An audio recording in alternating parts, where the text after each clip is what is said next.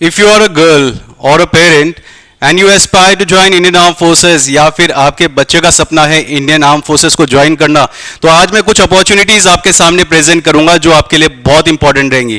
तो सारे जितने पेरेंट्स हैं और स्टूडेंट्स हैं बहुत इंपॉर्टेंट रहेगा। अगर आपके बचपन से ही छोटे से ही सपना है इंडियन आर्म फोर्सेस को ज्वाइन करना, तो आज मैं आपके सामने प्रेजेंट करता हूं कि क्या क्या अपॉर्चुनिटीज आपके सामने रहने वाली है और किस किस वे से और किस किस तरीकों से आप अपनी लाइफ को ईजी कर सकते हो इंडियन आर्म फोर्सेस में पहुंचने के लिए। तो पहला तो यहां पे जो एंट्री है मैं आपको बता देता हूं कि कहां से शुरुआत होगी। इनिशियल स्टेज मैं फाउंडेशन से बिगिन करूंगा, स्कूल से भी बिगिनिंग हो जाएगी। मतलब क्या है, पूरी की पूरी स्टार्टिंग से इंफॉर्मेशन दी जाएगी। देखो, फर्स्ट थिंग, जब एंट्री फॉर गर्ल्स के बारे में बात बोलते हैं और इंडियन आर्म फोर्सेस में जाने का सपना है, तो यहां पे एक बात याद रखें कि अगर आप चाहते हैं फाउंडेशन, तो फाउंडेशन के लिए आपके पास स्कूल्स रहते हैं जो कि आपको प्रोवाइड करते हैं बिल्कुल पैटर्न, जो कि एक टच देता है इंडियन आर्म फोर्सेस में, एक स्केड्यूल का, एक डिसिप्लिन का। तो जैसे आपके पास स्कूल्स हैं, एक सैनिक स्कूल आपके पास एक बहुत अच्छा ऑप्शन हो जाता है। Then RMS is a good option, Rashtriya Military School and RIMC, Rashtriya Indian Military College. ये आपके पास तीन ऑप्शंस होते हैं जिसमें कि एंट्रीज दी गई है।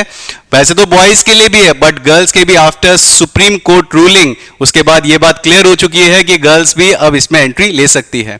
अपार्ट फ्रॉम दिस, अगर आपका 12th हो चुका है और स्टिल यू एस्पायर, अभी भी आपका सपना यही है, यू आर डेडिकेटेड, तो आपके पास अदर अपॉर्चुनिटीज रहती है। अगर आप 12th पास कर लेते हैं तो आफ्टर 12th जो आपके पास अकेडमी में ऑप्शन रहता है, अकेडमी में ऑप्शन आपके पास एनडीए का रहता है, ये आफ्टर 12th है।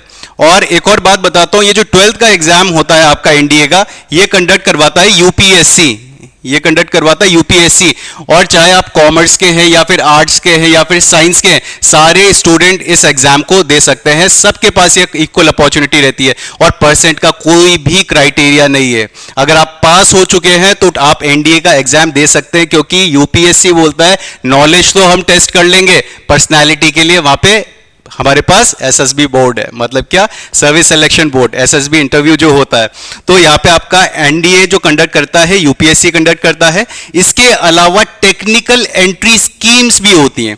और जब टेक्निकल एंट्री स्कीम्स के बारे में बात बोलें, तो ये आपका जो स्टूडेंट्स हैं जो आफ्टर 12th देते हैं, ये वो स्टूडेंट्स दे सकते हैं जिन्होंने जेईई एग्जाम दिया हो।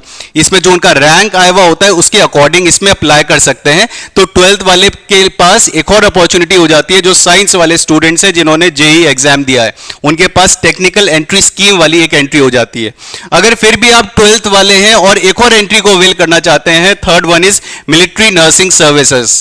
तो मिलिट्री नर्सिंग सर्विसेज के लिए बट स्कोर जो चाहिए होता है वो जेईई का नहीं, इसमें आपका स्कोर की जो रिक्वायरमेंट रहती है दैट इज ऑफ नीट।